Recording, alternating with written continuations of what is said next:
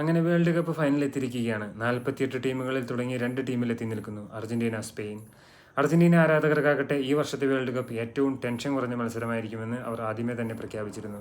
കാരണം മറ്റൊന്നുമല്ല, ഒരുപാട് കളിയാക്കലുകൾക്കും വിമർശനങ്ങൾക്കും ശേഷം 2022 കിരീടം ചൂടിയതിനു ശേഷം തൊട്ടടുത്ത് നടക്കുന്ന വേൾഡ് കപ്പ് ആയതുകൊണ്ട് മാത്രം. ഇതാ ഫൈനലെത്തിയപ്പോഴും വീണ്ടും ഒരു ടെൻഷൻ ഫ്രീ ഫൈനൽ എന്ന് വേണമെങ്കിൽ പറയാം.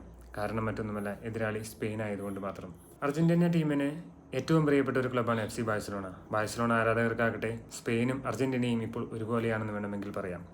സ്പെയിൻ ടീം സെലക്ഷനിൽ ബാഴ്സ താരങ്ങളെ ഉൾപ്പെടുത്തുകയും റിയൽ മാഡ്രിഡ് താരങ്ങളെ തഴയുകയും ചെയ്തപ്പോൾ മാഡ്രിഡിൽ നിന്നും ഒരുപാട് വിമർശനങ്ങൾ സ്പെയിൻ ടീമിന് നേരിടേണ്ടി വന്നു. അതിനാൽ തന്നെ ബാഴ്സലോണ ആരാധകർ ഒന്നടങ്കം സ്പെയിൻ ടീമിനെ അത്രയധികം സപ്പോർട്ട് ചെയ്തിരുന്നു.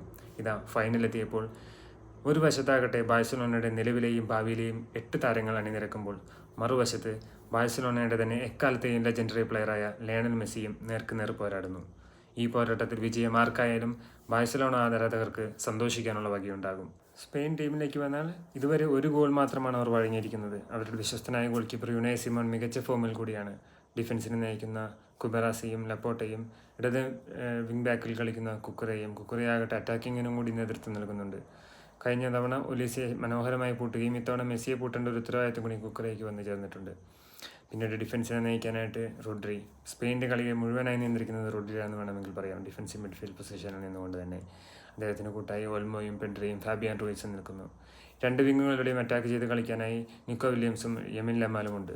നിക്കോ വില്യംസിന് പരിക്കിൻ്റെ പിടിയിലാണെങ്കിൽ കൂടി സെക്കൻഡ് ഹാഫിൽ സബ്സ്റ്റിറ്റ്യൂട്ടായി ഇറങ്ങാറുണ്ട്.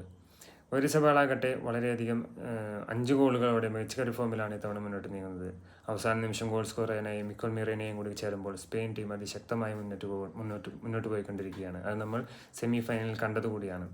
മറുവശത്ത് അർജന്റീനയിലേക്ക് വന്നാൽ അർജന്റീനയുടെ വളരെ മികച്ച അറ്റാക്കിംഗ് ടീമായിട്ടാണ് കണക്കാക്കുന്നത്. ഇത്തവണ 19 ഗോളുകളിൽ 12 ഗോളുകളും അവർ നേടിയത് 70 മിനിറ്റിന് ശേഷമാണെന്ന് കൂടി ഓർക്കണം. അതിനാൽ തന്നെ അവസാന നിമിഷത്തിൽ വളരെയധികം അറ്റാക്ക് ചെയ്ത് കളിക്കാനുള്ള ഒരു മെൻറ്റാലിറ്റി കൂടിയും എങ്ങനെയെങ്കിലും ടീം ജയിക്കണമെന്നുള്ളൊരു ടീം മെൻറ്റാലിറ്റി കൂടിയുള്ള ഒരു ടീമായിട്ടാണ് നമ്മൾ മാറുന്നത്. ഒരാൾക്ക് വേണ്ടി എല്ലാവരും ചത്തു കളിക്കുക എന്ന് പറയുന്ന പോലെ തന്നെ ലയണൽ മെസ്സിക്ക് വേണ്ടി അവർ എല്ലാവരും ഒന്നിച്ചു നിൽക്കുകയാണെന്ന് കൂടി നമുക്ക് കണ്ടാൽ തോന്നും. മെസ്സി ആകട്ടെ സ്ട്രൈക്കർ പൊസിഷനിൽ നിന്ന് അവസാന നിമിഷം റൈറ്റ് വിങ് ഫോർവേഡിലേക്ക് അദ്ദേഹത്തിൻ്റെ പ്രൈം പൊസിഷനിലേക്ക് മാറിക്കളിക്കുന്നതും വളരെ അപകടകരമായി എതിരാളികൾക്ക് അനുഭവപ്പെട്ടേക്കാം.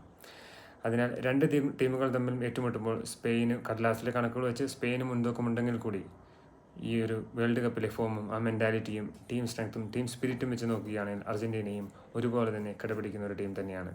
അതിനാൽ വാശിയേറിയ ഒരു ഫൈനൽ മത്സരം കാണാൻ പറ്റുമെന്ന പ്രതീക്ഷയോടെ അതിൻ്റെ റിസൾട്ടിനായി നമുക്ക് കാത്തിരിക്കാം.